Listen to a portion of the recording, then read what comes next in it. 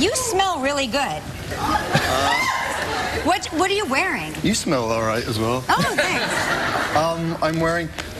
Actually, this is weird. I was staying in a hotel last week in London, and I left my wash bag behind. I love so I've had to get a whole wash bag. What do you call it? They call them toiletry kits. Dob kit, that's it. There we go. Yeah. You didn't even know. Yeah. I didn't. I call it toiletry bag. Yeah. I'm very generic. Anyway, so I lost everything, so I had to like start again. Well, I'm glad you started again with whatever that is. Yeah, thank you. It's nice. Thank you. Yeah, You've had some big stuff going on. We were actually just talking about kids in the opener, but you just welcomed another child in your life, didn't you? Yeah, we have. So nice. Yeah, thank you. Yeah, we've got 2 little girls now, so it's 2 girls. Yeah, it's pretty insane. Yeah. So what's it like going from 1 to 2? Because kids are like cocktails. Yeah. Yeah, but you're usually after 2 cocktails. That's when you're in your like prime. Yeah. You know, I think one of my best friends said that one is a pet, 2 is a zoo. Yeah. That makes sense. But yeah, I don't buy into that totally. I mean, it's been a big adjustment, and it's definitely harder, and you get less time to yourself. But I think human beings are very good at adaptation, and you do just sort of. You just have, what can you do? You have to just go with it and accept less sleep and accept less time in your hands and accept less reading of books and washing and all the usual things you do in a day. Yeah. Are you one of those dads who now is going to go for number 3? You're going to go for your boy, or are you content with the 2 girls? Keep going till we get Kids are like cocktails.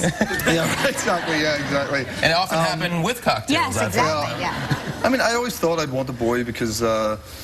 I don't know. I think as a guy, you just think, oh, I'll have a little mini version of myself or something in a really sort of narcissistical way. And then, but then once you've had girls, I can't imagine having anything. Can I tell you something? No. So Regis Philbin used to have this great theory about babies, which I'm going to repeat now because it just made me laugh then, and it still makes me laugh.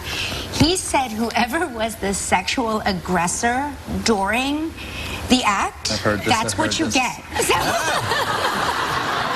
doesn't say much for me, really. He also had 2 daughters, so he was...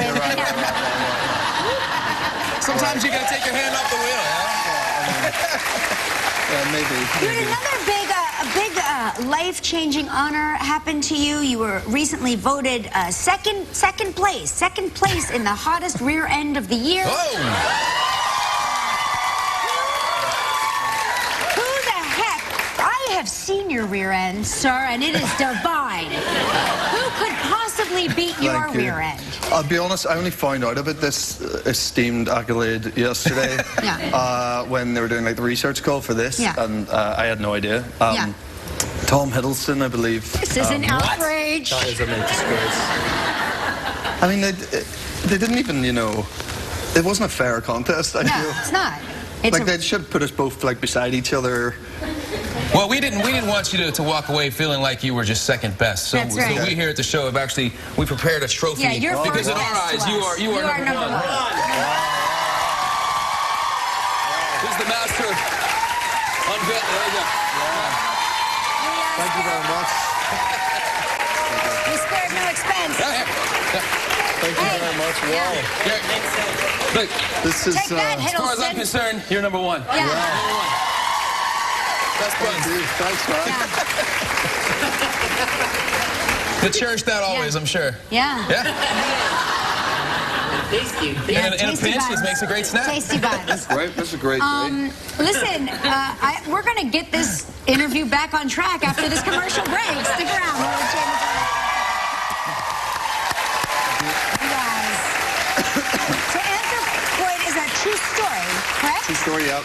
You're Czechoslovakian soldiers. Yes, yeah. Got 2 Irish guys playing Czechoslovakian soldiers. So that's an easy accent, I would think. Yeah, it's funny. It actually, I mean, the Czech accent, in terms of European accents, it's kind of softer than most, and there's not that much to it in a way, and it makes it almost harder because some accents, there's something to really sort of hang your hat on, and you can really there's a real hook, and you can just sort of go for it, but it's quite subtle.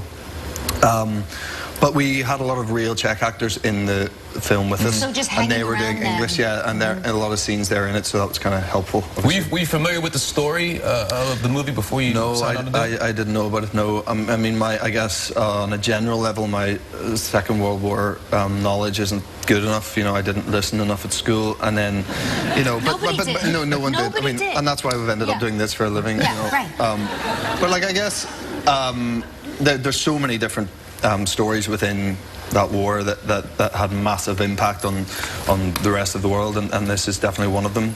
And I wasn't aware of it, no, not until I got the script. And it looks, I mean, did you shoot it on location? Because it's so funny when you see it, it's so bleak. It seems scary. The setting seems scary. Yeah, it was, and we shot it all on film, which is relatively rare these days. Yeah, and shot it with this really cool sort of like suede filter, so everything gave it that sort of vintage feel.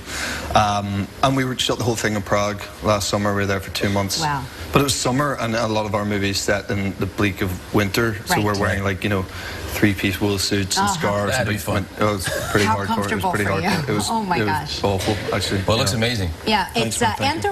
Anthropoid. It opens August 12th, so make sure you check out Jamie Dornan. Happy to see you. All right, guys. Next is our Summer in the City ambush makeover. Don't get me wrong.